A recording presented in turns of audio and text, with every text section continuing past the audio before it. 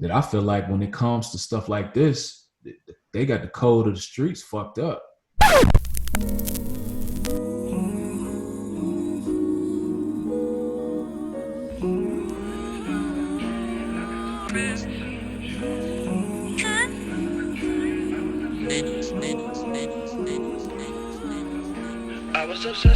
For those who enjoyed the prelude, because this was fantastic, welcome to another edition of the PHARAOHS Club podcast. This is your host, Meanie the Dream. Hey, man, you already know what the shirts say. You know what I'm saying? Shout out to my brother, B. Smith, and his daughter for the lovely design. This episode, we're going to get into some heavy topics, but I want to start off by just shouting out all my brothers. I'm going to make it real quick. I got my cousin on the West Coast, Geno. I'm in the building. I got my man down in Florida. You know what I'm saying? I'm not going to say where, but he in Florida. Nas. I got my homies in the YOYO, Ohio. You know what I'm saying? I got in the CO, my man Feezy. And in the Nasty Natty, my man Low. And finally bringing up the rear, my man up the street from me. I ain't going to tell, locations like that because he don't need to, he don't need to know all that. My boy, Young Dale. Peace and love. Peace and love. So, man, we got a lot of stuff to go over, man, because outside of the sports talk, we can go all night with that. We got more serious issues in this country. First of all, our occupant in the White House, and I'll be politically correct in saying that. And for those who haven't seen that interview with the Axios interview, if you're not familiar with, it was very troubling because if you haven't been around or not awake, we're going through a pandemic, and we're still in the pandemic, and we're still on semi-lockdown, and we don't know who's telling the truth. We don't know who's lying. So, I mean, I'll just give my 2 cents on the interview, man. It wasn't nothing new, but it was very, very troubling. The interview was basically, I don't understand why he did the interview, because obviously he wasn't coached, which he's never coached to even talk in a formal interview. But my man John, correct me, what's John's last name again? The English guy? I forget his name. Well, we'll just call him John. John was probably the first interviewer that gave him challenging questions and did not allow him to wiggle out, which I appreciated. But the answers that were received and that was presented was horrible, in my opinion. So, I mean, hey, I'm just gonna leave it out, man. Y'all can chime in on that if y'all want, but it was very disturbing to me. It actually scared me even more. Man, I'll jump in. What I took away, it was very disturbing to me, and I've never like listened to like Trump like a full speech, but I was hearing so many sound bites. I was like, you know what? Let me check this shit out. So I listened to it, and it just validates everything that you thought about him, like just how he's winging it, how he don't give a shit, all of that. Like I was deeply troubled by hearing that. Like I knew we was bad, but we're really bad.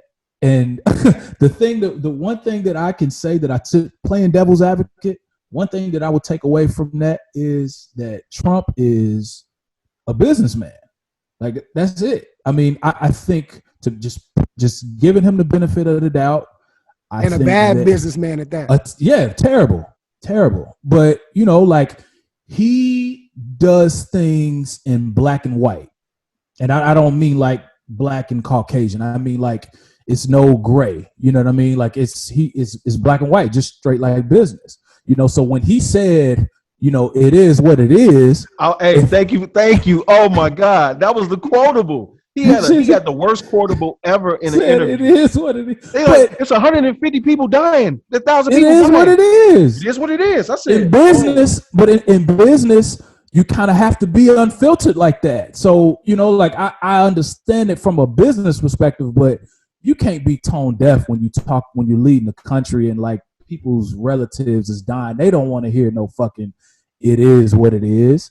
But, it just validated that to me, man. This dude is a straight, it's all business with him. He's unfiltered. and he deflected every question, like everything. He deflected everything, man. Like, man, not just deflection, Odell. The dude be outright lying. Like they're calling our president out on national television for lying, like blatantly lying. Man, but like, and this is because he's a businessman. He was deflecting and trying to redirect, because just like a salesman, like he's trying to just distract you and sell you some shit. That's right. All it was, and that's what I took from it. Like I wasn't looking into the politics of it. I was just trying to see personality wise what this dude is like, and he's straight business. Like, hey man, what y'all, for those who seen the interview, what y'all think about them charts he was putting up? They're the charts that my son be looking at, and he in the first grade. I mean, I don't mean to laugh, man, but he kept handing my man the chart. Like, look, it's funny. I mean, like they have to dumb down this information to the point where he is literally pulling out baby charts to show him. I mean, like he's gotta, and he still can't read them. He over there fumbling over them charts like a first grade. I'm telling you, this is insanity that we're dealing with right now. This is unprecedented insanity that we are living in a really unprecedented time. Really, and this is a dude who is supposed to be the leader of the free world, who is almost has the mind of a child. It wasn't surprising to me. I took a whole different way. Well, obviously I took everything you guys are saying. I felt a different way, but do y'all realize, as crazy as this has been going on for 4 years. Right. Like that's what screwed me up. It's like, hold on, man. Like, listen, this has been our leader for 4 years, and hey, there's a lot of people blood in their hands too, Lo. Man, it's man, but he don't. That's fine. He has blood, a lot of blood on his hands, but it doesn't bother him. But I guess I felt it's like, man, what did I do wrong that this man has been doing this for 4 years, and even he gets elected again or doesn't, we're gonna still feel the effects of this for another 4 to 6 years. You know what I mean? Like, this is like, he was up there just like, I mean, who was preparing them? I thought you were supposed to have like somebody like your coach. Nobody can. Nobody can prepare him. Yeah, he don't listen to nobody, bro. He doesn't listen to him. Right. So that's what I'm saying. So when he goes in there making these deals with, China, with, tariffs, all this stuff, is he just like, fuck it? Like, I'm listening to you guys. I'm do this because it feels right. Like, what else is he screwed up in this world? Like, I mean, seriously. That we don't know about. Right. I'm scared. Hey, look, and the key thing is, when he hear a fact, like the other day, he walked straight out the press conference. He ends them joints quick. He be like, "But President, you said blah, blah, blah." He be like, "Thanks for the questions. I'll see y'all tomorrow." He be walking out, dog. Be like, "Wow." It's bad. I mean, he is a threat to our national security. He is the major. Lo timed it early on, man. And I mean, it we laugh and joke when he say it, but I really think this dude is basically winging it. He's been winging it for like 4 years, just not over. I mean, just overmatched. Because he never wanted to be in that position in the first place. Like, this is not, and he never wanted to win this election. Like, I know some people that support him, and I we have conversations like, what do you, like, I don't understand, like, what can you be pleased about? You know what I'm saying? Like, when you look at in totality of what's going on, so it's crazy. It's crazy, man. But it's more of the same. It's more of the same for me. So when he does these antics and says things, I'm numb to it. It's like, that's what he's been doing. Like Lo said, for 4 years, man. Like 4 years. Listen, you try to the presidency always has a trickle down effect years after the last president was in office, and that ripples. And then not only that, he got incompetent people in important roles, not just him, important issues of the country, the way it's run. He got some people that aren't so intelligent at them roles that's calling the shots. You know, his it's homeboy. just- They got Ben Carson running HUD. Nah, Dr. man, Ben Carson. that dude that was on CNN like 2 weeks ago, Peter Navarro. I was like, oh, this cat, man, he was going so hard for what's the little, I guess the hydrochloroquine. Hydrochloroquine. Yeah, he was going so hard for that, and he was like laughing about it like it was a joke. I'm like, bruh, come on, man, you can't be joking when we talking about people's lives and trying to, find a cure. Like, this dude was tripping, man. I'm like, man, if you got guys like that around you, it's all bad, man. You know what I'm saying? Listen, So I got another sound bite. So, and let me tell y'all, from somebody who does data analytics, you can make data present whatever you want it to look, whatever you want to support. right. The second you are fucked is when somebody challenges, like what you're presenting. Yep. And that's what the dude did. So the dude was when Trump pulled up the charts, he was like, "Yeah, we're actually leading. We're number one in deaths by population." And the dude was like, "Well, no." He was like, "Why ain't we doing it by cases?" And Trump said, "We can't do that." Right. I mean, we don't mean to laugh, audience, man. But you're right. I'm sorry. I'm laughing at Trump. I'm not laughing at. But yeah, you're man. absolutely right. But he's wing. This is bad, dog. Like, hey, hold on. Hey, who gonna do dude's meme? He get meme now, right? Yes, yeah, man. Hey, I use it, bro. Yes, he does. Man, the one he got. And he the looking paper, at that like, paper. He looking like, what the fuck is he talking about? But yeah, so hey, continuing on, man. Like, so now, I mean, and this is sad to say, we got a lot of people that are unemployed, a lot of people that need financial assistance from the government, a lot of people that just need money, period, right? Because everybody's not blessed to have the financial resources or, to have a stable job that they're able to telework and just have a workaround to their everyday. And we still have over 25 million people unemployed. I mean, I'm sorry, it may be more than that. I may be quoting it wrong, but we have a trough of people that are not 40 working. million people, man. And and I'm not gonna blame this on the occupant of the office. I mean, Congress got some issues with this too. I mean, these stimulus checks. I'm hearing, well, I mean, it's already expired that the 600 for unemployment is not available. They were trying to work out a deal with these last couple of weeks, and they still haven't worked out a deal. I just need thoughts, man. Like, didn't he just sign something for $400 more dollars? Getting 400 now. 400 more. But I mean, why? And that's my question. He just signed that yesterday, I think. Yeah, yeah. And my thing is, I'm like, how you gonna go from giving people 600 and that's not even enough in certain states to even survive, and then you cutting 200 off? I mean, that's ludicrous, man. And then on another note, and I'll let y'all chime in. I mean, this money is not even going to the people who really need it. You know what I'm saying? Like, it just, man, it pisses me off that, we got some of these small businesses that really need this stuff, need this money, but yeah, we get major corporations and banks. I mean, they getting broke off checks at will. You see what I'm saying? So, I mean, what's your thoughts on that, man? I mean, that's crazy. Man, I feel like, it's just a Band-Aid on a bullet wound for me. I think that they obviously know that everybody can't get back to work, especially now the schools, most of the schools, a lot of the schools in the country are going to 100% online. You got parents who aren't going to be able to get back to work the way that they want to. And so this is just kind of like another just Band-Aid, man. It's not going to help. It's going to be something that people get, but it's not going to help the foundation of what people need to kind of get through this. And the small businesses are the ones that are going to really suffer. Like this thing is going to last. Like you said, the ripple effect of all of this lasts for years.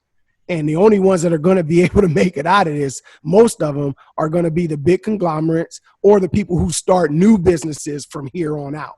But the people who have businesses or had businesses, those people are suffering, man. They going through it. And then you know, it bothers me a little bit too that you see some of these stories about, you know, these small business owners who's stealing the money, you know, taking it and buying cars and, you know, I mean, not giving it to the employees and stuff like that, man. It's just, you know, when I think we talked about before, whenever like crises hit, man, it's always a time for the pirates to come out to, you know, try to pillage and do whatever they can to get what they can from people in these times of need. I think we heard about. But then there's those people that are depending on that money too to come. You know, they looking forward to that money, and it's needed. You know, they may not make the headlines like you said on the business level and everything, but it's some people out there depending on that money. You know, and are literally living off that money. I mean, you can say what you want about that, but it is, and that's what, you know, my angle from what you said mean about him cutting the $200. You know what I'm saying? It's kind of like if they was depending on that, then you cut it. It's like, all right, but I think it's some people out there that's really dependent on that money. So hey, I'm gonna add to that, man. I was watching I think CNBC, and there was an economist on there, and they was just like, this stimulus money and this stimulus packages that they've been passing, and Lo be saying it all the time, like, man, somebody got to be lying, because where the fuck are we getting all this money from, man? We've been cutting checks, like we just been cutting money, right? So it's basically waking up folks, you know, on Capitol Hill and just economists in general to show you that the American quality of life is so fucked up. Think about this, man. It's some people from the stimulus package that's actually living better than they was before. You see what I'm saying? And then adversely, you got some people that, you know, they've been living so good, you know, outside of the stimulus package, and now they have to take the stimulus package, and now they can't survive. So that just shows you the financial inequality that we have in our nation, which is supposed to be the best economy in the world. You know, one of the richest countries. I mean, in the world, we're the global powerhouse for financial markets and everything. And how, you know, our own citizens, we pay all these taxes, that our quality of life is just fucked up. It's so unfair.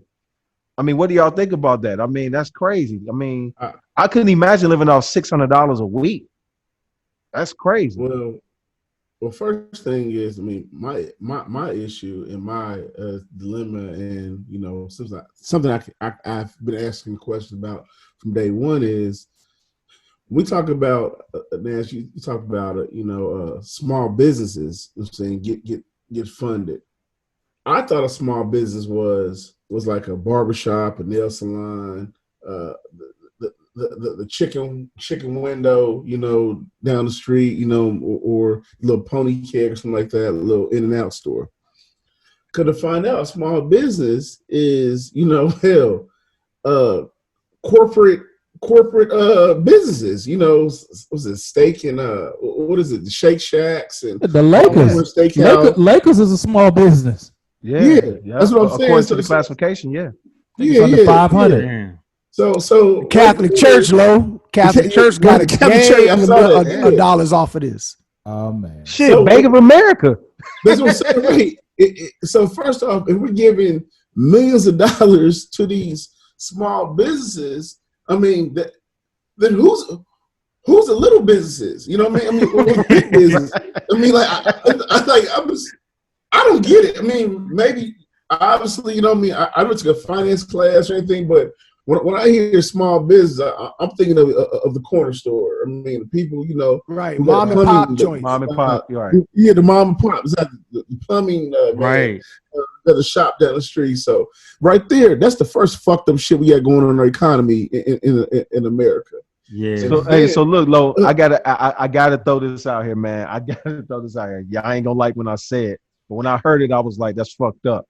For those who support Yeezy and Yeezy shoes, he got bailed out because apparently, according to the classification, some of the people that design his shoes, manufacture his shoes, fell under that classification for small business. But it don't make sense if everybody's standing in line or hype beasting to pay $500-$600 for a pair of Yeezys. how is he getting bailed out by the government for under the small business stimulus package? That shit don't make no sense. That's fucked up. Loopholes.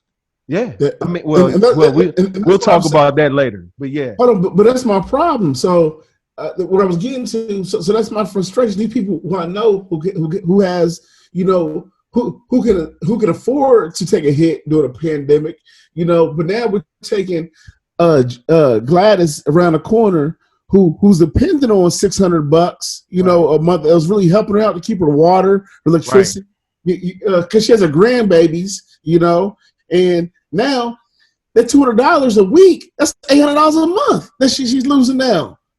She thought that money was coming in. That's $800 a month. That $200 is $800 a month. But yet we have $8 million to give to the Yeezy people, and I mean all the real corporations. So we have to define on what's small business and who needs this money for real. Because I mean, the stipulations are okay. You make over, you know what I mean, $100K a year, you don't get this money or whatever. But at the end of the day, people who make over $100K a year, they still have spending habits like we were in the pandemic. So how can you define who gets money and who doesn't? It's do it. Take care of the people who we need to take care of. Lo, check this out. This is how the wealthy deal with loopholes. The Associated Press analysis found that a special exemption to the 500 employee cap set to the stage for approval of at least $1.4 billion for groups affiliated with the Roman Catholic Church. The Roman Catholic Church got almost $1 billion from this stimulus based off of loopholes. Yeah. What? They finagled their way. How much money did they pay in those settlements to those families for all of those molestations and rapes and all of that stuff that they covered up? They just got that money right back. Yep. Terrible. I just watched Doubt today too. It's funny you say that. I just watched the movie Doubt. It was about that shit. It'll be on HBO. Check it out. It's big business, right, man? Big business like a mug, man. You already know. Big goddamn business, man. So look, I got so Michelle Obama, man, I really wanted to talk about this. Michelle Obama came out candidly about how during this pandemic, her I guess her mental state, mental awareness and her psyche has been challenged since the pandemic. She actually admitted to I guess some form of depression and anxiety and things of that such.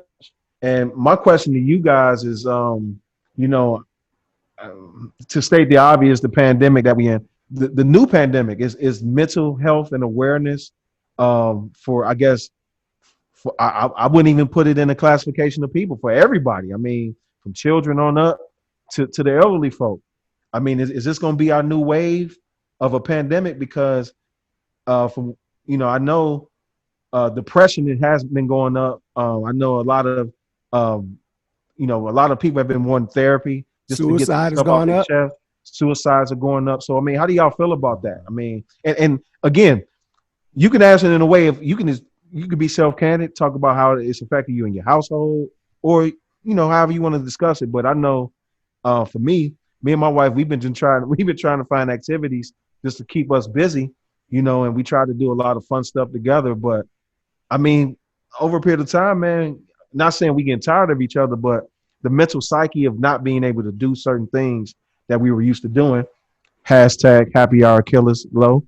You know what I'm saying? Like, I mean, it come down to, like I said, with this being human and the way we are. And then, like I said, even in this society, we're not used to being shut down, can't go nowhere, can't do nothing. We're not programmed just within us. And I'm speaking, obviously there's some individuals that can do it, but as a whole, generally speaking, it's too difficult. You know, when you got seasons changing and, you know, then you throw in people's serious level to where they view COVID-19, you know, because there are some that are like, you know, I'm not, whatever, you know, I'm good. I'm straight. I don't really think about it.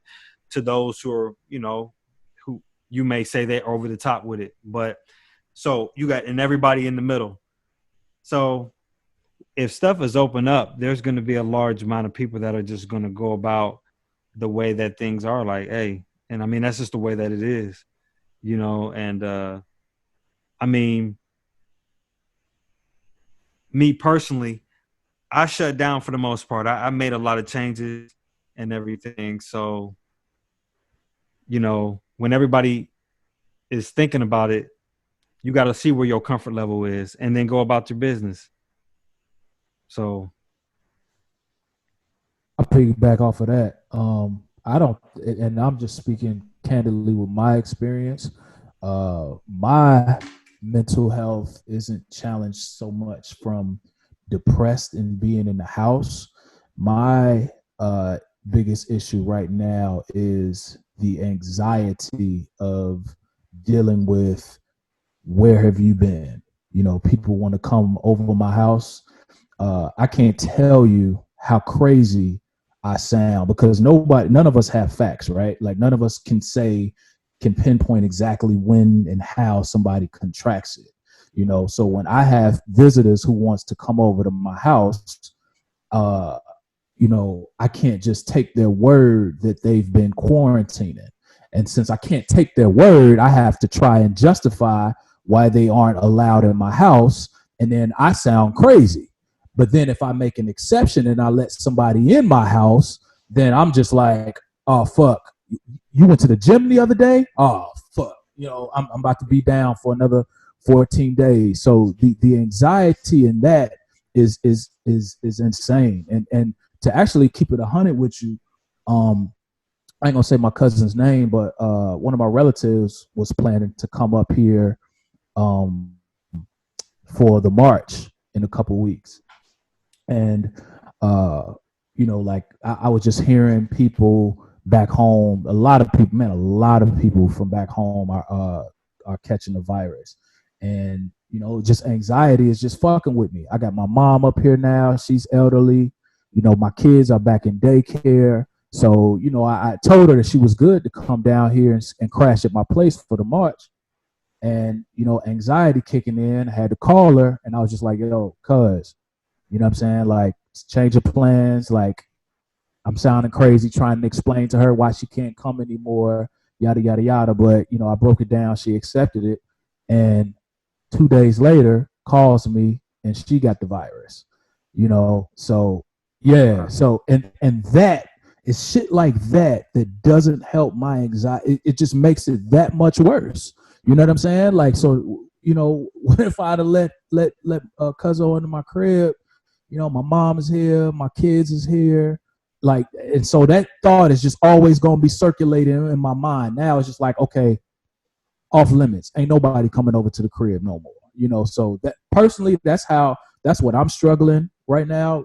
My anxiety is just haywire. Like it's fucked up. And I'm actually going to reach out and get some therapy and I was going to ask you that. That was my next question. How many of y'all are willing to just sit down with somebody and get some stuff off your chest? 1,000%. Because I've already had my own cases of anxiety before. And this is before I've read up on anxiety and not fully understanding what anxiety is. But now that I'm aware, come on, I'm ready. Like, I'm ready to talk to somebody and get this shit. And I mean, I ain't gonna lie. Like a few years ago, I knew somebody that suffered from anxiety. And I ain't gonna lie, when it was first presented to me, I was like, you know, some of the things were what made them anxious. You can't understand. So you're like, come on, like, you know, just relax, calm down, you know. But now, since then, there's more and more people that are coming out about anxiety specifically, you know, out of all issues that you could have. And I mean, it's a real thing. And it's probably people that probably didn't have it that have developed it now.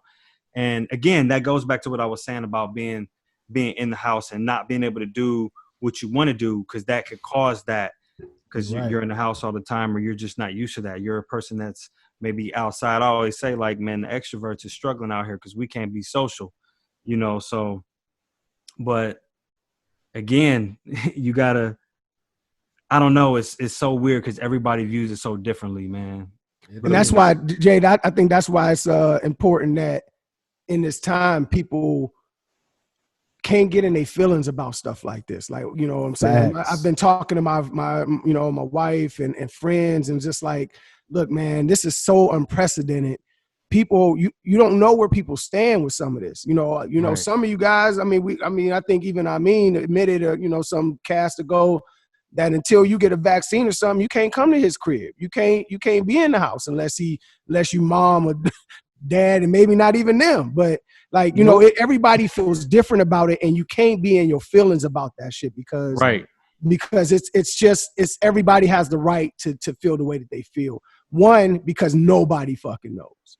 Ain't nobody gonna protect Nobody you. knows. Nobody You know what gonna I'm be there with your family when they're in the hospital. Right. You know what I'm saying? Right. You can't be there. I can't. You know what I mean? You can't even be there in the hospital with your family because of COVID. You know what I'm saying? Yo, if you get sick, you know, you might be able to have your wife come see you, but they ain't no multiple people. Nah, coming to that they're hospital. assigning you a nurse. They just assign you a nurse. So people in there sick by themselves dealing with all of this stuff.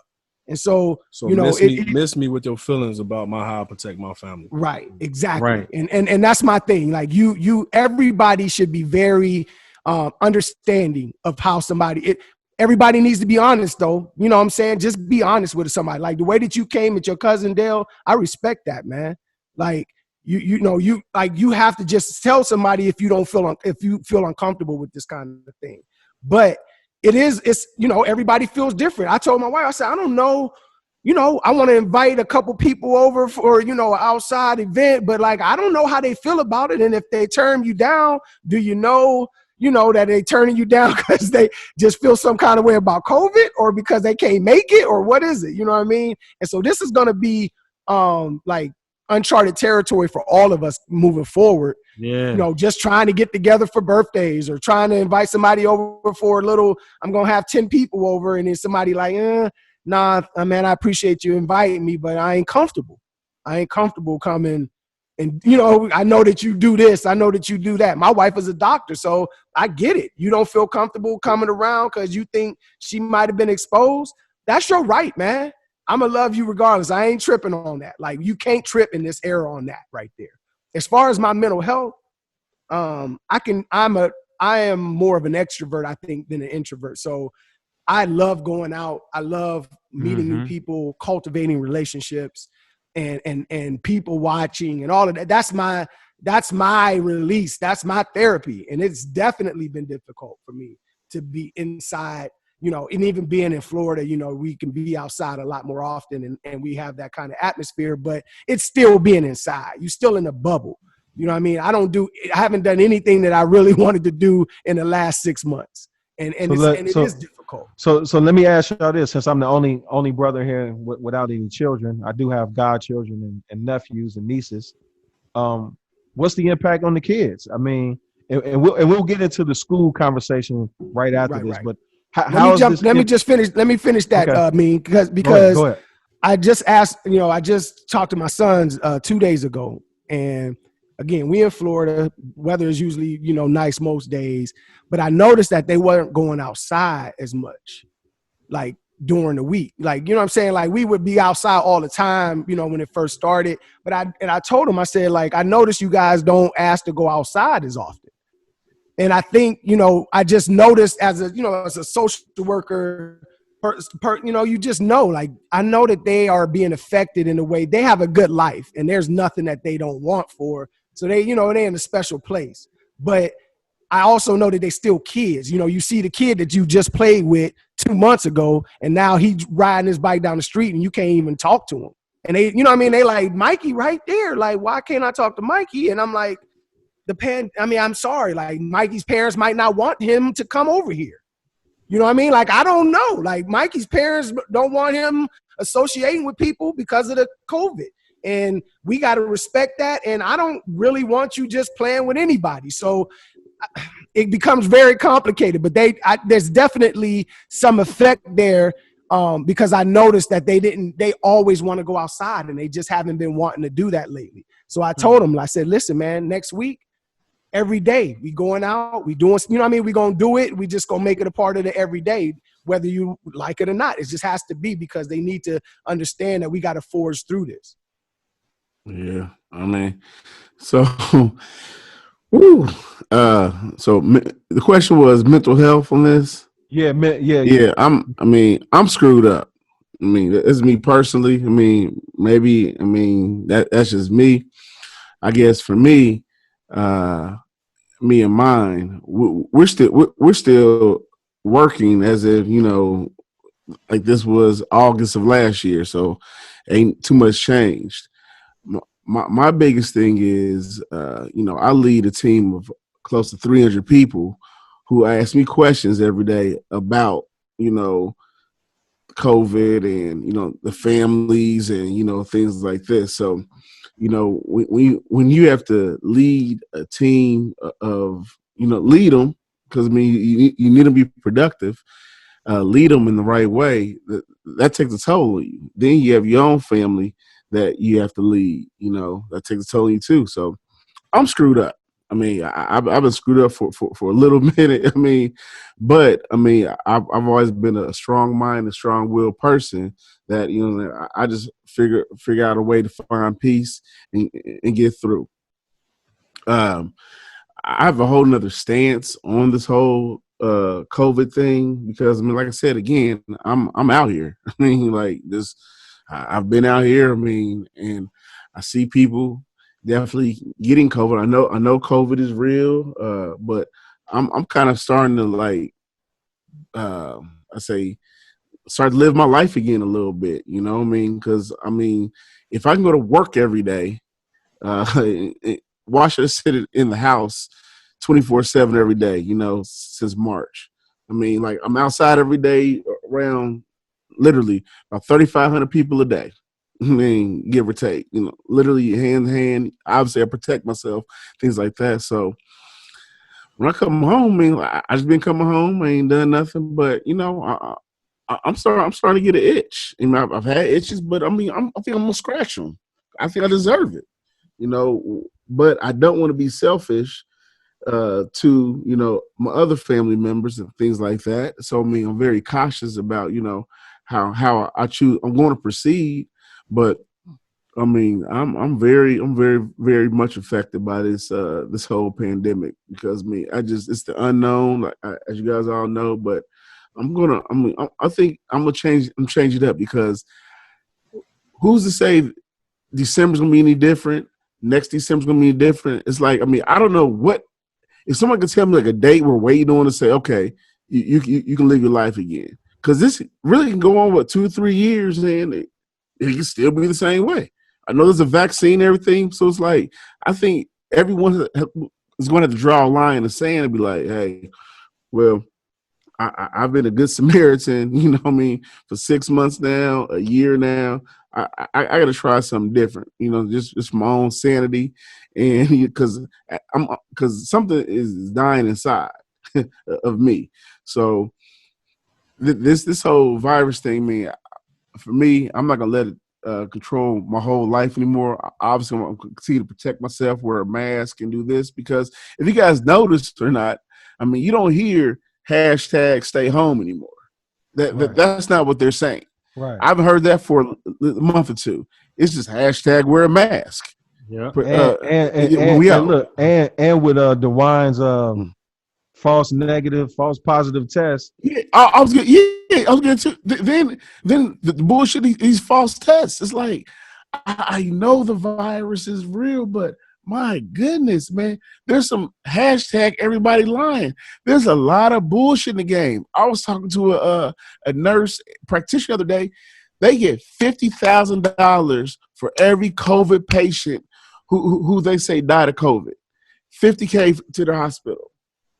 Yeah, $50,000. Big business. 50, not 5,000, not 50,000. So wow, there's some deeper shit going on with this thing of COVID-19, and you know, I'm getting there. I'm getting close to being over it. Hey Lo, I ain't gonna front. You probably just named this episode hashtag everybody lying. because it's having a psyche Everybody on our lying, mental. bro. It's having a psyche on our everyday life. G, you in California, man, you got to give us the West Coast point of view, because I mean, man, I mean, just like Manasseh, in Florida, man, it's like y'all got the sunshine, y'all got the weather. So for me, I'm gonna be honest. I mean, I'm not saying DC ain't got the sunshine and the weather, but man, y'all got. I mean, I would be so tempted to just, like Lo said, man. I'm like, man, I got to go outside, man. We outside out here, man. Let's go get it. You know what I'm saying? And I don't know, man. Tell me your point of view. I mean, tell me your point of view, G. I'm different, man. You know, everybody got their own thing. I can't judge them for how they move, so I won't. But for me, it ain't that important. Whatever life has got, to get out there, I want to be able to see it 5 years from now. So me getting an itch and going somewhere, that's high risk. I'm not going to – I go out, I'm not to a point where, yes, like I was locked up in a crib 3 months ago, but I go out and socially distance myself and not put myself around more than 10 people. You know what I mean? Like, that's how I move. But I ain't looking forward to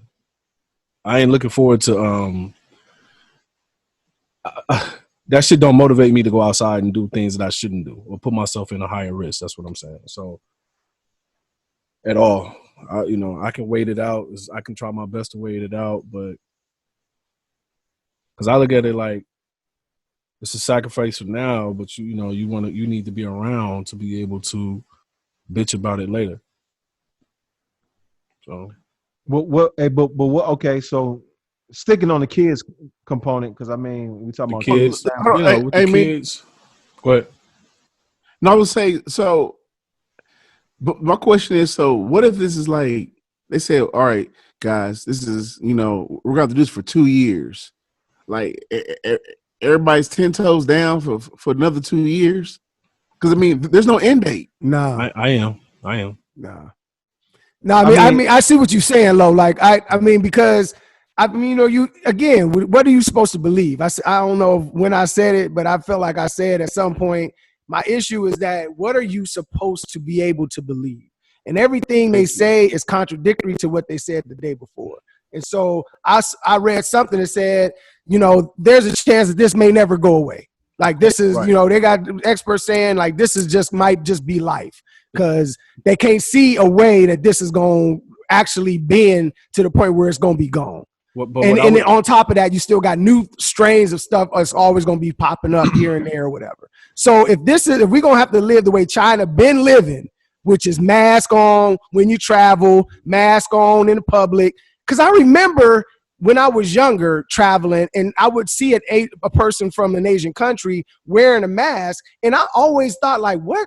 They must be really sick. Like they must have like, something really bad. But that's just, they've been doing this for years. They've been on that shit. They've been doing wearing it. gloves so, when I'm with you, though. Like if this is life. Wearing gloves when they drive so they can block the sun that's coming through the windshield. Like I'm saying. They've been doing it. But I'm with you, Lo. Like if this is life, do I just stay in the house? I can't. I know that I'm not going to be able to do that. If things open up. Now that's the other part of it. Like I'm not going out just to go out to be out in the street somewhere. Like if things get to opening back up and restaurants and resorts and things is really open, then I mean I'm gonna have to, like you said, try my foot at it because I can't stay in this house for another year.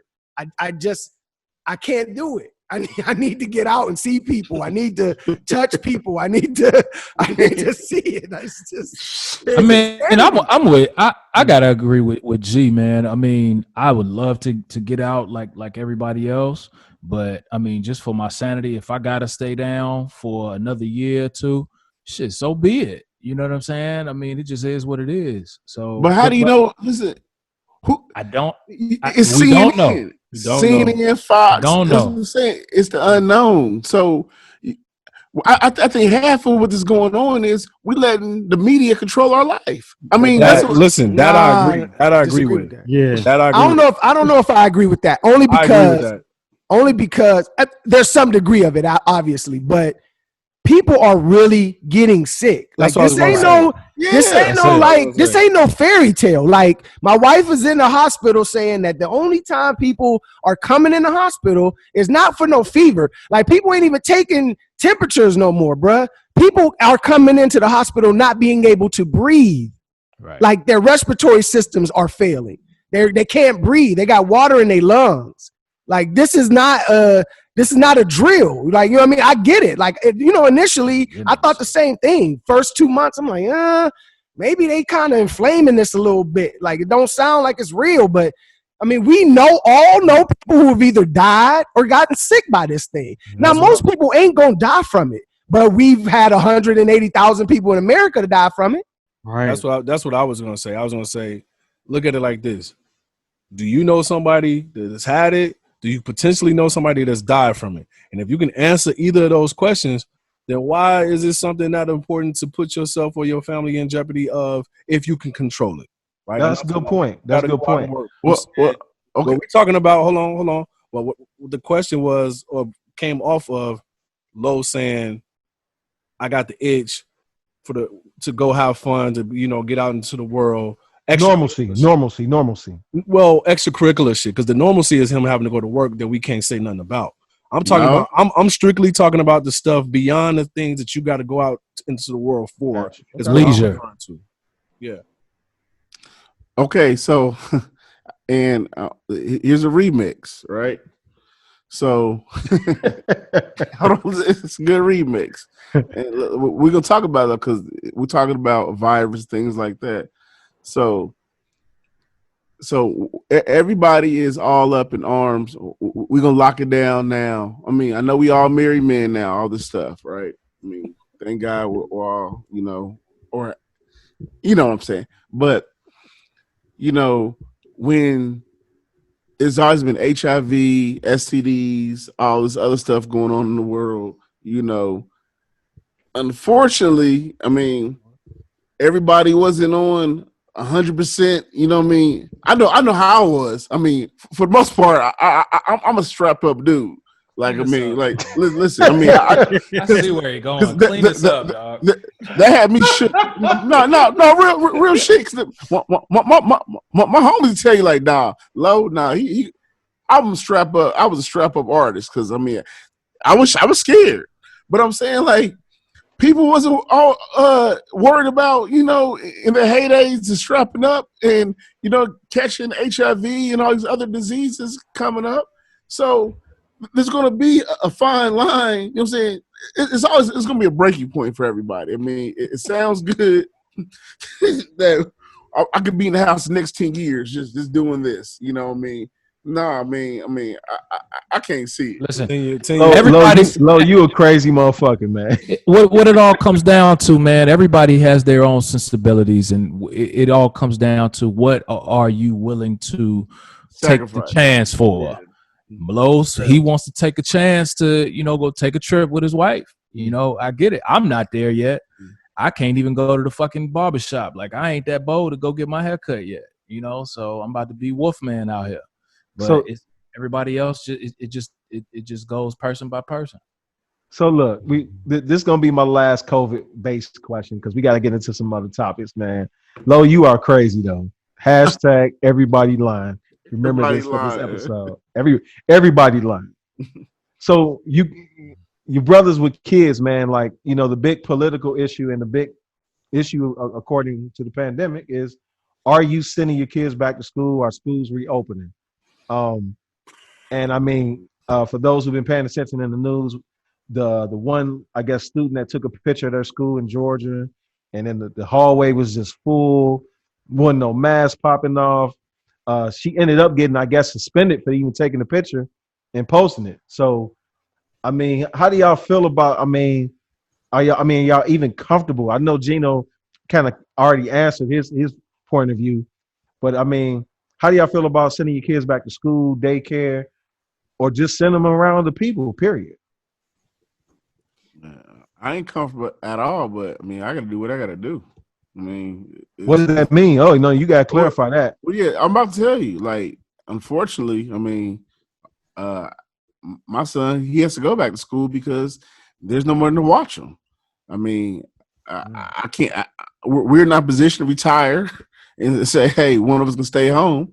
You know, I mean, unless we plan on doing a downsize, but unfortunately, that's not in the plan. My my mother, she's an educator. Thank God they're doing virtual because I've been pleading to her. This is her last year of retirement. I'm like, how much your salary? We can try to cover that, but it's my kids. It's a bad Talk deal. that talk, Lo. Go talk that talk, boy. It's a bad deal that they got to go back because there's no one to watch them. And they go to a Catholic school, so unfortunately, it's different. Like public funding schools and private schools are totally different because there's been strategic plans that came out from all public districts, in Ohio. These private schools, they do what the hell they want to do. We don't even know, their game plan yet. They keep pushing it back a week.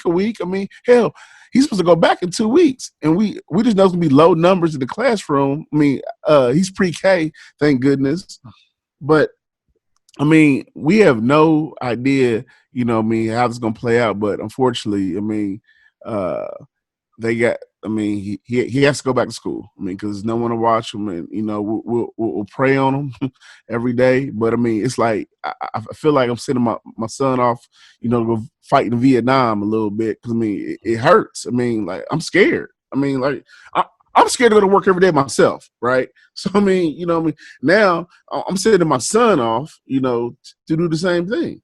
So it's an uneasy situation. That's what comes back to like, well, hell, if I got to go to work every day, I got to send my child to school every day. We're gonna go like have a little fun, and celebrate each other, maybe a little vacation or something. Like because hell, all we doing is being around the shit, ain't getting nothing out of it. So I'm sorry, I'll calm down. But hey, speak your piece, brother. It's again, like I said, anxiety. And we talked about at the beginning. Anxiety is on 10. It's frustrating. It's scary. It's a lot of emotions, and it's definitely done build up, and the cup is running over at this point. So hey, hold on, Jay. I gotta ask Lo this just to make him smile. What's the update on them juice boxes, man? Oh man, yeah, man. Hey, it was a bad. Yeah, when Mama Bear got home, yeah, man, it was it was all bad, man. Go ahead, Jay. Nah, like I also have a, Jason. She's in pre-K, and hers was mandatory. Like that age group is going all virtual. So it's fortunate that my schedule works out where, I can be with her in the morning since it's only for an hour. It's like from 10 to 11. She log on with her teacher and her classmates. They basically do like a Zoom meeting, like what we're doing right now. They teaching them how to like hit mute. Can you, I hear them in the background, like hit mute. You see the red circle? Just do this. And it's just funny that they're learning how to do this stuff, maybe before it naturally would have occurred, but now they're on it, teaching them different commands on the computer just so they can, you don't got to sit over top of them while you're doing it, even though, you're going to be an ear's length away, but you want them to have control. So just to see that, then my teenager, they gave the option to the parents. This is down in Cincinnati, Princeton, Low, and they gave them the options. And so once they find out, if you prefer virtual versus physical, going physically to school, they'll make a schedule based on the ones because the numbers will be lower, and they'll make a schedule for those that do go, like you go every other day, or your group goes Monday and Wednesday, the other group goes Tuesday, Thursday. So it's just, but what hurts me is, aside from the academics, I think the social piece of what school can bring and teach you and help you through life is being so missed out. These kids already aren't like how we were when we were younger. We would go outside, play. Even when you were young, a little shorty, you would go outside and play. it's a different time now. So a lot of kids are confined to video games or being in the house or can't go too far because of the times we're living in. So I'm all over the board with my kids since I got the toddlers and then I got the teenager, and they're both different, so having to adjust with that, and my schedule has helped out, but not everybody has those options. Like Lo said, some people got to go to work and there is nobody, because believe me, if I had a regular 9 to 5, it would be tough, so it's crazy. People are winging it. They just coming up with the best, because there's so many different types of situations, man. And it's going to affect everybody differently, but you got to work through it, and I feel bad for those that have little to no options when it comes to that, because at the same time, seeing that picture of that high school, I thought about Jazz, like, dang, she go to high school, because them kids, they going to be kids. So they may not be on their forefront. So they'll be all convened together. And it's just, you want them in the house, but at the same time, that school, it's nothing like being at school, man, for academic and social. So that's where I'm at. It's tough. I'm just winging it right myself. Hey, so yeah, man, that I appreciate y'all honesty. I mean, yeah, I got a nephew, man. He about to start high school, and I just feel bad for him. He's not going to get the traditional experience that all the men in my family had. You get to go to high school your freshman year, kick it. You know what I'm saying? And his freshman year about to be on Zoom or whatever platform that they use. So I mean, it's very tough. Just to give a quick update. A quick update means students and faculty members tested positive for COVID-19 at that Georgia high school. Oh, they did. Yep. So that is so audience, that just lets you know it's real out here. And if we're not trying to sway your decision left or right to send your kids back, but we just want to, make you aware that it's out here and it's real. And that's just sad that, the state of Georgia can't, just get their stuff in order to, put kids in danger like that, man. That just don't make no sense. But moving on, we about to get dicey. So one of the things that's been keeping us back to normal in a sense is sports, and specifically the NBA, being the example during their sports bubble and during the restart of their season. We got other things like the Master P documentary that's pretty much keeping us entertained. And I mean, I'm gonna be honest, since I've been on quarantine or this quarantine life, I just been, it's stuff that I've been watching that I've never would watch before. But let's get to the bubble though, because this can get dicey. How do y'all feel about the bubble and the NBA restart, and how has it impacted, I guess, our culture? Because I know in some of our prior casts, we talked about the importance of sports and is it relevant? How would it affect the momentum from the Black Lives Matter movement? Of course, we still got Breonna out here, not getting the justice that she getting. So just tell me, I mean, how does this sports bubble and NBA restart have impacted you within the last couple of weeks?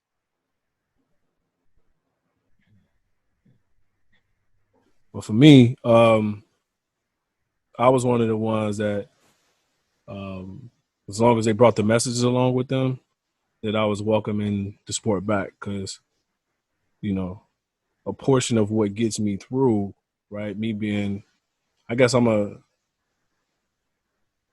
not an introvert, right, but I need things to insulate me, right, and certain things that insulate me inside the crib that make me comfortable are obviously work, family, and sports, or things to entertain me. So when the NBA came back, I was excited because it gave me something to look forward to and to appreciate. And it's a different way of the NBA, but I actually appreciate this form of it. So it's helped me. This guy gave me something my sons can kind of talk bond about again, as far as watching the pros and what the things to work on to kind of translate into us being in the backyard to kind of help us support us through them not being able to go out freely as they used to. So we work on certain things and practice in our workouts. Sidebar, the beauty in the bubble, and you know, I got a job to write and direct a TV show that still the network is still trying to figure out how it's going to work out, and which means I'll have to, you know, kind of piggybacking off what we talked about, actually me having to be comfortable outside. I almost had to turn it down because I was, you know, because I have to go to Atlanta for potentially, you know, 3 to 5 weeks, depending on how long we figure it out. But anyhow, the great thing about the bubble of the NBA, the network is going back to now. If I have to do that, then it'll be a bubble situation for directing these episodes and coming in contact with all these people that make me feel a little bit more comfortable with accepting a job. So I'm thankful for it, although they weren't the first, but they're the biggest, and I think it's groundbreaking on how they do it. And I think all leagues and colleges should be paying attention to it.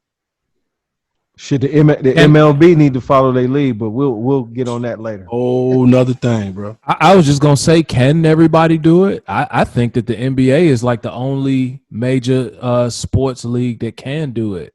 You know, I mean, when you talk Why about, though? Why couldn't they? Then you got to ask yourself, why couldn't they do it? well, because I mean, for how many? It's 52 on a roster for football, right? So if it's 50 players, how many coaches is it? And if we talking another 10, 20, yeah. And then if you talking about how many teams is it? Like 30 teams? That's a lot of. It's a lot of people. I don't know how you can. I just don't know how you can manage that. I think it's. Hold on. Can we fly planes? Fly planes? Listen, the MLB is flying planes now. Look how that shit working for them. What I'm saying is, somebody figured out how to fly a plane, right? It was that important. Figure the shit out. But it ain't that important to me. Like, that shit is not. I'm like with Ice Cube. Ice Cube came out with that video this week saying, you know, people were asking why he's so down. Cause I ain't for it. Like, this to me, in most times I get it. And I'm talking about throughout history. And most times sports has been able to, you know, galvanize situations and bring people together to, you know, for particular cause, get people's minds off of whatever's going on. But that's usually when something is happening, you know, in one spot in the world or two spots. I mean, this thing is global. And to me, when you got people dying still every day from the pandemic, I really don't care that your ass is shooting that jump shot, bruh. I'm sorry. It's hard for me to, like, really, you know, get up to watch a game when like we just got done talking about the mental health portion of it. Like, really, like, you know,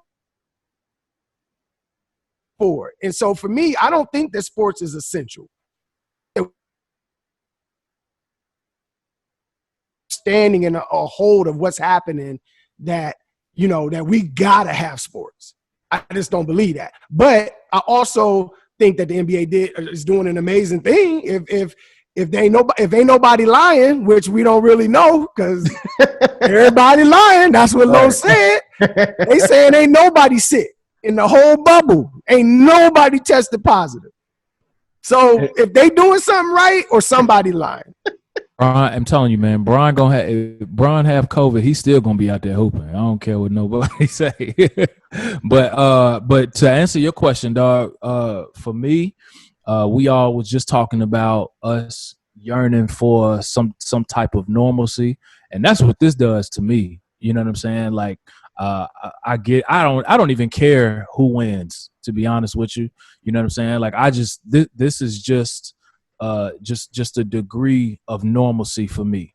You know, I'm able to go down in my basement. I'm able to hit my recliner, watch some sports. I mean, and it feels good. I know that it's a tease because I know this shit ain't normal, but you know, I'm thirsty for it. I'm thirsty for.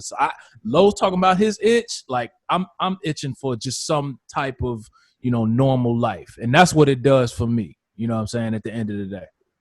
So look, just an update on football, because, you know, that's the Bible on Sundays. We all know that. NFL football, college football on Saturdays. the Power Five conferences has had I guess they had a powwow to sit down and see how they was going to strategize and plan. And from the results of the meeting, 10 surprisingly is preparing not to play football, which is going to be a blow for the Midwest, for all the guys that grew up in the Midwest. And the NFL is talking about playing on Saturdays. They're preparing for the college, the FB, the college football season to not actually go on. And I just read an article today saying that they are talking about taking over Saturdays. But again, man, it just seems so forced to me, man. You got your players, you got, there's a lot of people involved in this, right? Strength and conditioning coaches and all of these different people, and everybody is not on board. People are afraid, man. And this is the thing. Like, I think everybody is willing to sacrifice their own life. Like Lo said, like, I want to get out there. I want to do something. But, man, like the lives of your mama and your auntie and the people that work in the facility that aid you, they're older. They, you know what I mean? Those people are going to be affected if you get infected. And so, like, it's hard to be selfish like that to me in this time when you don't know who's got it, how it's being passed, and who's going to die from it. Like, that, it just seems super selfish, man. Hey, so I got a question, and we'll move on to something else. So the NFL gave options to certain players to opt out for the season. So my question to y'all, and this is almost like a stack up, if you were currently in the NFL, whatever level you was at, if you superstar level or you was the 53rd man on the roster, if you had the option to opt out because of COVID, what would you do? Or would you opt out, yes or no? No. I think it would be circumstantial, like depending on my situation, who's in my life, who I got to come in contact with. Do I have children? Am I married? Like, I think everybody's situation is different. If I'm single, I'm playing probably, depending on my situation. Well, I'm gonna tell you, I wouldn't opt out for the simple fact it probably won't be an NFL season. So I wouldn't, just cut my nuts, for what is it, 30K you get? Yeah. I think it was the option. Yeah, they give you some type of code. No, I'm sorry, 150K. You get 150K. Right. I wouldn't just cut my nuts for that. I would play, but because I know there's not going to be a full season. So, I'm not going to just play myself. And only be able to get 150K when, I got $5 million coming. That's just, it's a numbers game. Jay, come on, man. I need your answer, Jay. Unmute. I think honestly, yeah, like Nas said, circumstantial. If I was single, had less to think about, I'm gonna play. If it's available, I'm gonna play. Geno, would I play? Oh, man, I didn't hear the question, man. No, the NFL gave an opt-out option for COVID. Yeah. And depending on your level in the league, say you Khalil Mack or say you the 53rd man on the roster for the Bengals. No shot. Yeah, that was a shot. Definitely a shot. It depend on certain situations, just being honest. I feel like if I was the cat in the league, I would be around people that can stretch my money, learn from good people. I would be putting up certain things. That's just who I am as a person. So, like my guy from the Eagles said, I'm straight. I did everything right with my money. I can sit out a year. I just had a kid. I don't got to do it. So it just depends on where I'm at, But again, man, I think that's what I'm saying. And we can kill the NBA, but they did it right. And I would say it's got to be a way. If NFL wanted the way, so what is 53 people? Thank you. So fucking what? If you want it, these are two leagues, WNBA included. Let's not exclude them. Right. No Shout out to the WNBA. Yeah, no positive test. So if you got it, you've seen the the MLB not do it right. Thank you. You sitting back and you the big fish in the pond, meet with the players like the NBA did, say, hey, you got an opt-out option, but everybody else, we're going to run it like a bubble. And then don't go around all these fucking stadiums like Why the Major League go to all? They taking trips, public trips. Yeah. Transportation to go to cities to sit in the empty stadium. Sit your ass in one stadium, bro. Everybody bring their family. You know what I'm saying? And you may be away from them a certain amount of time, but that's the sacrifice. So to answer the question, if it depends on where I'm at, but at the same time, the possibility of me saying yeah is that I also have to sacrifice being away from my family until I quarantine myself. Therefore, after the bubble. So, yeah. Dale, what's your answer? Good. Thank you, G. Circumstantial, man, like everybody else. It depends. If I'm single, shit, yeah, I would play. But if I got it, yeah, I'm with G. If I was making that kind of money, my finances and my portfolio would be straight. So I wouldn't worry about losing a year's salary. So yeah, if I family and all that, where I'm at currently, I wouldn't do it. Well, let's change it up a little bit, fellas. You know, we talking about the NFL. I mean, say you had a telework, because we got a lot of teleworkers on here, right? So yep. Let's get real life. Say if you had to go to work every day, you know, around, you know, Fiji, you around a million people. Yep. You know what I mean? Say y'all had to go around a million people, just like everybody, me and Fiji do. Are y'all going to work? Or y'all staying home? Are y'all opting out? Shit, I'll answer that first. If I had an option to opt out, I mean, if it was substantial and I could survive on it until, you know. Okay, say if you made $300K a year, you know what I mean? And hold on. You talking about my current position? Yes, I was about to say, first of all, he does. Yes. So yes. I don't make no $300K. Hey, listen, $300K a year. All right, and they offered you $50K to stay home. Oh, fuck no. Nah, I'm going to work. Fuck that. Okay. $50K. Fuck no. We're talking about $5 million. Hold on, we're talking about $5 million and $150K the opt out. Right, I know. I got you. It's the NFL. Yeah, I see your point. Yeah. Dale? Dale ain't taking no $50K. Nah. Thank you. See what I'm saying? But it's easy to say for everybody. It's easy to say. Listen, it's so easy to say, oh, well, shit. Okay, you say you opted out. You say you going to work, right? I'm actually starting a new job. So my new job may require me to come in some days. If I got to go in, that's just what it is. I'm going in. Exactly. G? After all that you said earlier. I'm just saying, after all that you said earlier. No, playing football in this is different though. No. So No. I'm talking about the regular shit. I ain't talking about the NFL. All the stuff that you said earlier is that kind of, you know, now you got to go out and get it.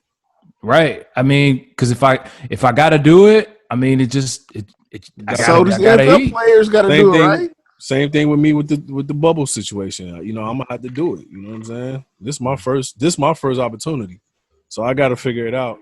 If I got to be away from my family in order a little bit extra, you know, time to figure it out, I got to do it. So, Nas.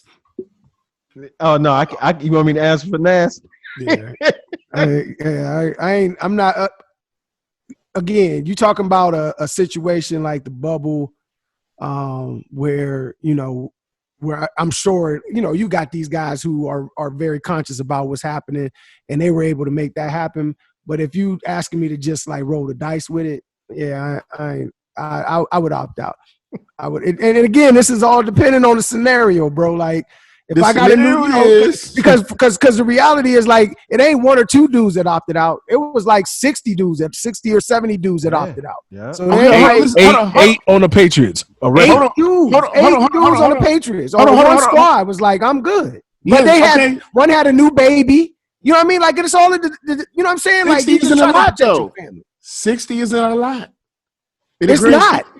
It's not. But if you telling me that you don't have a plan, which the NFL don't sound like they got a plan.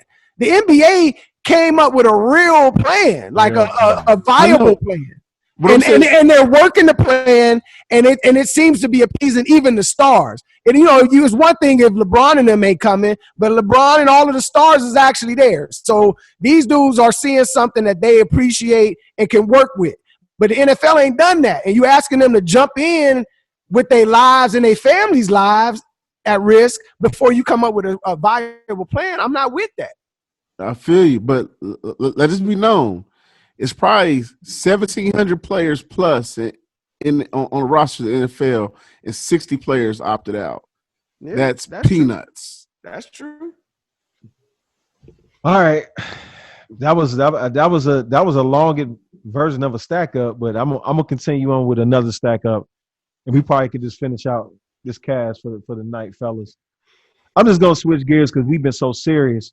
Cardi B and Megan Thee Stallion came out with a video.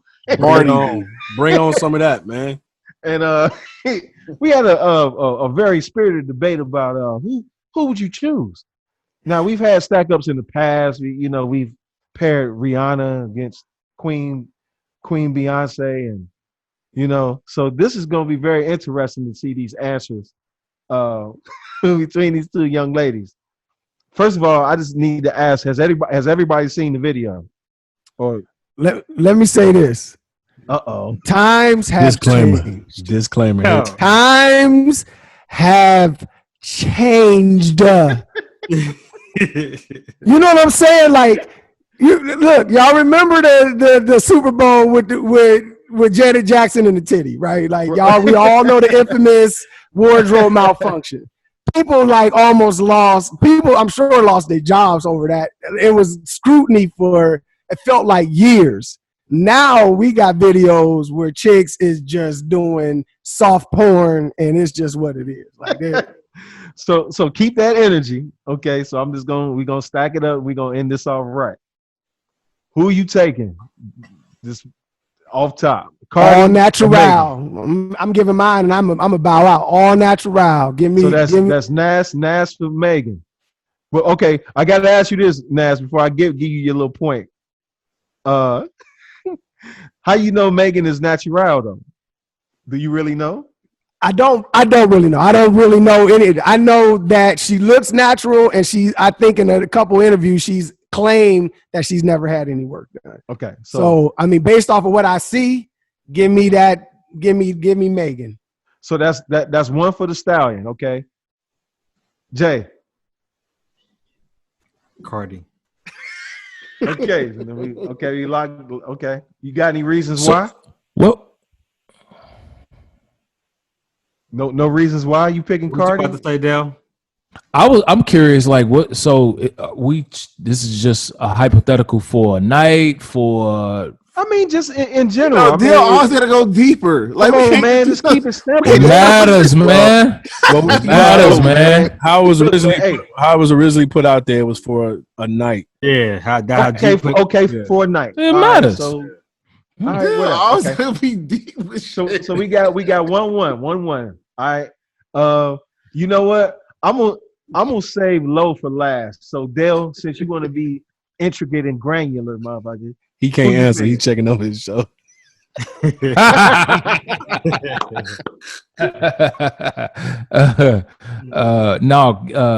Cardi, man. Oh, two for Cardi. That's a surprise. I thought he would have picked Megan. So that's a shocker. Okay. All right. G. Hey, man. Uh-oh. Here it come. Like my man Charlamagne the God says, some of the craziest people come from the Bronx and all of Florida. What Cardi B from, y'all? Bronx. Hey, give me Cardi. Damn, okay. I guess it's my pick. So, man, for a one night jump, I'm gonna go Megan, man. Even though Cardi is so enticing, she got a lot of tread on the tire though, man. I don't know. I might have to go. Oh, again, we don't know. We don't know that Megan don't. We don't know that Megan. But I mean, from the I'd rather not know. I'd rather be fooled later than up front. Period. Hey, Okay, so you see it, Lo. Yeah. Well, I'm telling you like this. I don't care what Charlemagne said about the Bronx and all that, but ain't nothing like the South. The South with the F. Oh, we got a time. Listen, the accent. I mean, and they cooking clean. You know what I mean? When I say clean, I'm talking about a different way. But it's like this. They cleaning the plate, They clean the plate all. I'm going cleaning that plate. Listen, I'm going to South to have a nice dinner with Megan Thee Stallion, just to talk about her career with a nice dinner, an ice cream, you know what I mean, over ice cream or whatever. You know what I mean? That's all I got. I'm going to the South. Okay. So that's a tie for this stack up. I was surprised at Dale's answer. I thought he would have went another different direction, but I forgot he loves the ratchet. So we're gonna leave that on that. Hey man, I'm gonna do an audible because it's one more thing we do need to talk about. We need to get this man his roses while he here. If for those who haven't been paying attention, man, there's been a docuseries on BET with the great Master P and the No Limit Soldiers, man. This we gonna go around the table, man, and just give me your thoughts on what you've seen so far. Man, look, my thing with P is, he's just that legend, that general that started it and doesn't always get, because he was flashy back then. I ain't saying that, but because I think he grew into his position and he's not searching for a lot of the clickbait, you don't hear about him. But you know what I'm saying?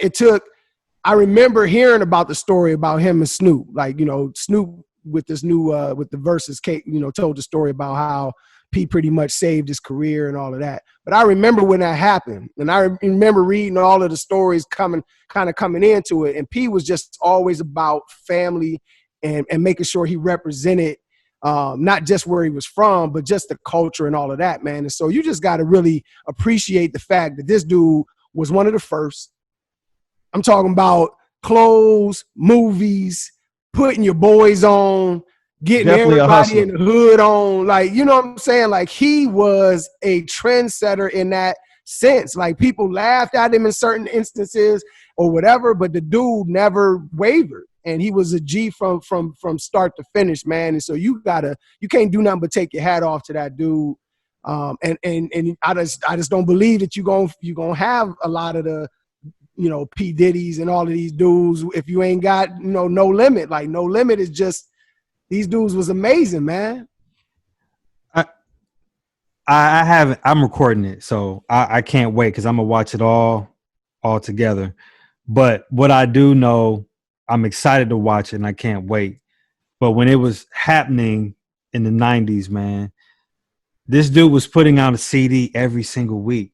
Like, do y'all realize that?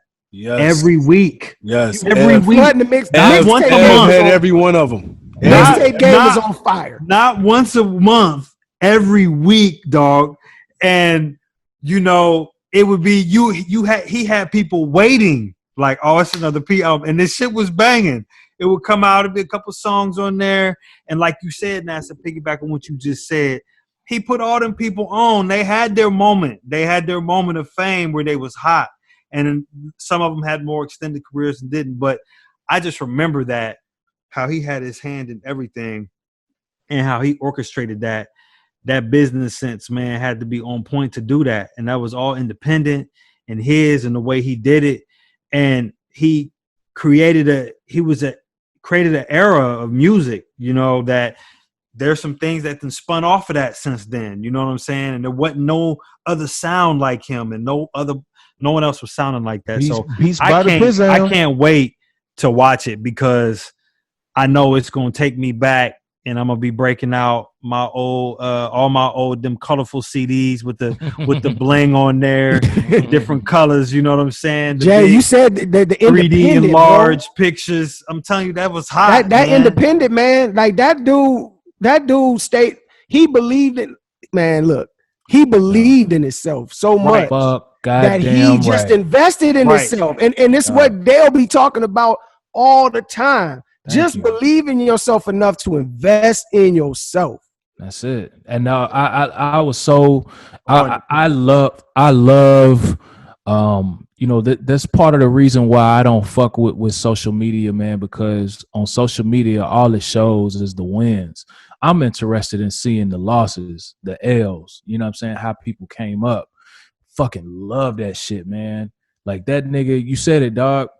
That nigga believed in himself. And they told the story how he started from the ground. That nigga had his newborn baby. They sleeping in the back of the fucking record store, man.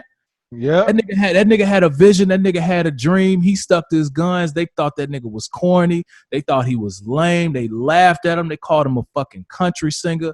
That nigga been had plaques up on the wall before he went platinum anything. That nigga believed in himself. I love that shit. I'm so inspired by this shit, man. And then what I say is the key to anybody's success in this entrepreneurship is patience, perseverance, and discipline. And that nigga, he got it. He exemplified all that shit, man. I mean, I could go on forever. I fucking love that shit. I was inspired to hell. He going in that white man's office and he telling them like, no, we putting this shit out every week just because you white, you think you right. Oh my God. Yeah, that was GOAT. That was GOAT. What? Oh, dog, man. So man, please get that brother. I mean, man, to entrepreneurs and anybody out there listening, man, take from that shit, get inspired, believe in yourself. And I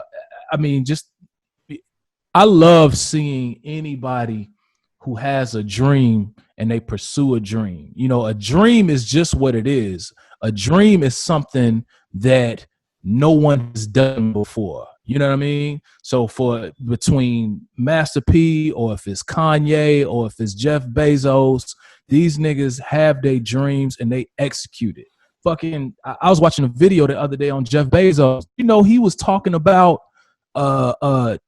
taking over retail back in 1999. Like he said in 1999, it's documented. He said, I'm going to build out all of these warehouse distribution centers so that people can have guaranteed shipping in 2 days. He said that in 1999. Do you realize how many people probably thought he was fucking crazy? Yeah. How many doubters, how many people always in your ear saying you crazy, you know, no different from, you know, my business. I'm telling people I'm about to remotely manage properties in a different fucking state. People tell me I'm crazy, and you got to fucking do that shit. You got to believe in yourself. You got to invest in yourself, and you don't listen to the naysayers, man. And you just follow that shit through, man. So shout out to P, man. Dog, that shit is fucking amazing. I'm mad we saved this shit for the end.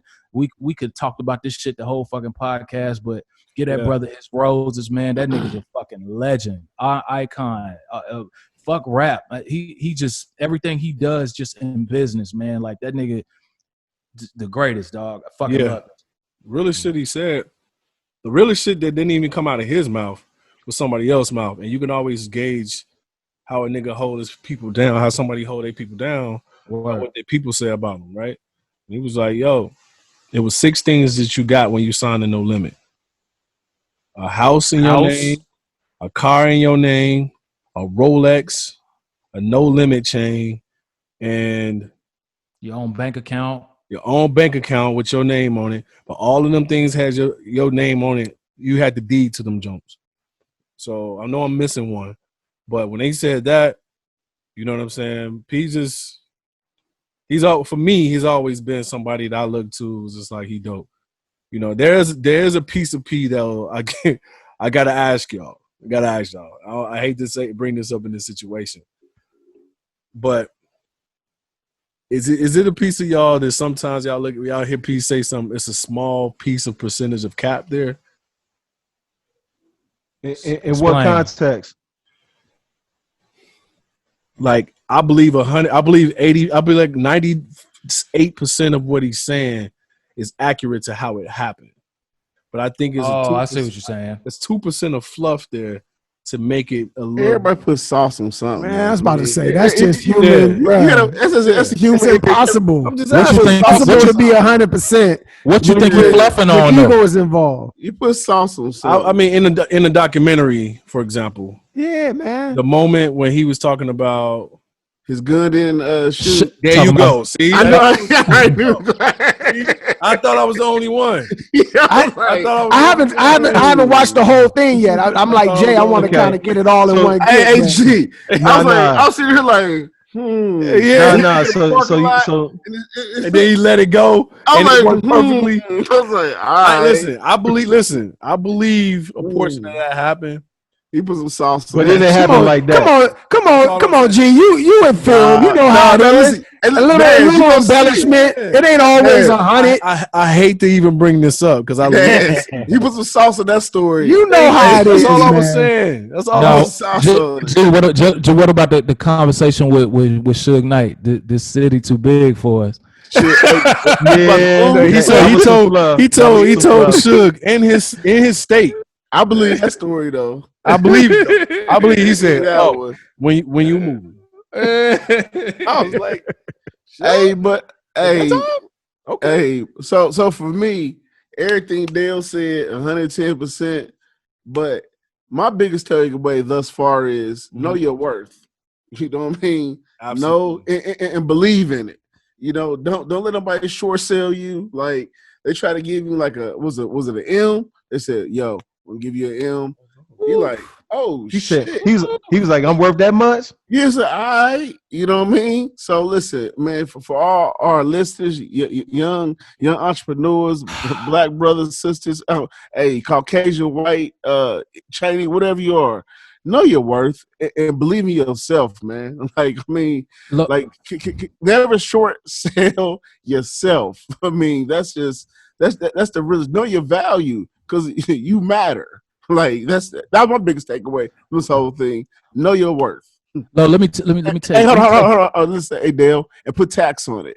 Go ahead, Dale. Let me tell you how much that motherfucker really believed in himself. Can you be from the projects like and grinded like his kid? Like I said, him and his kid was sleeping in the back of a fucking raggedy ass record store, and this white man gave him $1 million check. And you can only imagine your partners, your wife, your girl, whatever. You got to tell them that you just turned down $1 million. Do you understand how much belief you got to have in yourself to turn? You know what I mean? At that time, Yeah, back then. What? Know your worth, man. You turn down check this. Oh my God! God bless that. So my biggest take from it, and I like coded messages, man. Like, but Dale, I see that shirt by the way. When shout out to the greatest.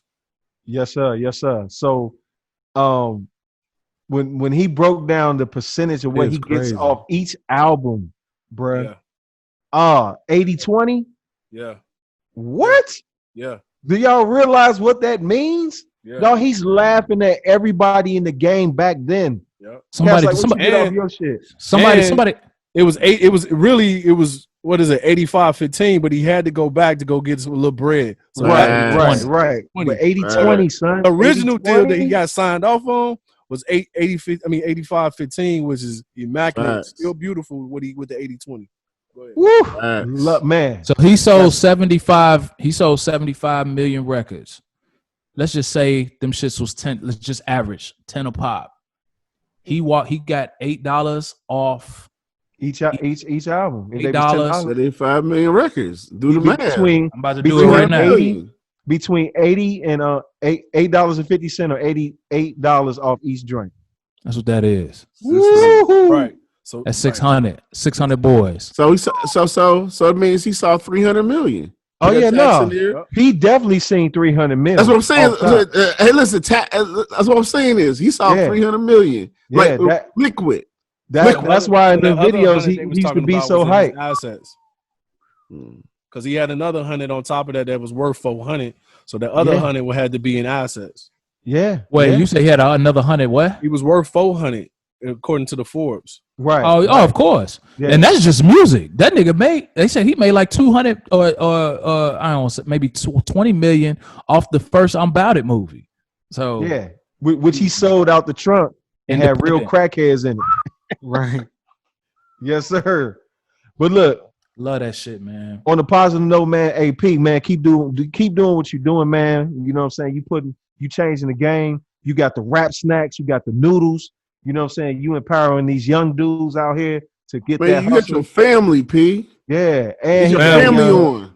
right. Yeah. Family. Yeah. Man, and salute to like Romeo, man. You know what I'm saying? Right. Most of these young kids don't come out right when they out there, but in that world. But Good. and I think his foundation, man, he did a great job. To see him doing business, like I heard him say, I gave my pops a couple $1 million to fund this movie. It don't get no better than that. Those is them goals, dog. Like, come on. I with my baby girl, she, hey, daddy, I'm about to give you a couple $1 million. We about to go get on this, go get this building. Let's go, man. So on the positive note, man, thanks for tuning in to the PHARAOHS Club podcast. We are on all platforms, YouTube, Breaker, Apple Podcasts, Spotify. Please subscribe. We are on Instagram also. I'd like to thank all 6 of my brothers for giving us this great input.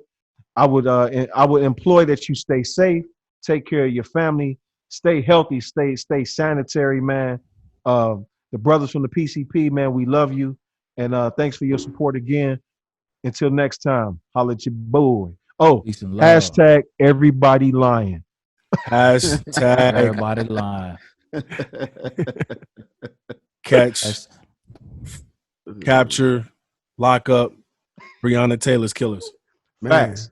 Big Word. facts. God Big bless. facts. Peace Some and facts love. on the way. Yeah. It's on the way. But yeah, Hashtag. man, appreciate y'all tuning in, man. Other than that, man, hey, back to Dame Dollar though. Bye, man. I'm going to bed.